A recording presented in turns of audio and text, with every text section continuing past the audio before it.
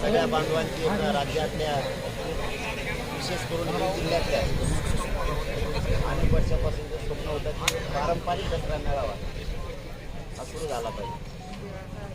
आणि मग शेवटी गडाने हाक मारली आणि राज्यातल्या भक्तांनी ऐकलं नाही असं माझ्या तरी कळण्यात झालेलं आहे.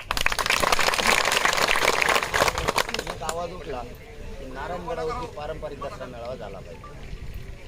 काय असतं भाऊ, एखाद्या वेळेस आरक्षण जर मिळालं आणि हे विषय अनेक विषय मार्गी लागले तर आपल्याला बसायला जागा नाही. जुनी मन आहे, आपल्याला हक्काचं घर असलं पाहिजे, बसायला जागा असली पाहिजे. ते झाल्याच्या नंतर वर्षानुवर्ष आपल्याला कायम पिढ्यांना पार टिकून राहायचं. एक वाट पाहिजे होती आपल्याला जमायसाठी आणि आपल्या सगळ्या जनतेच्या नशिबानं नारायणगडाने उलट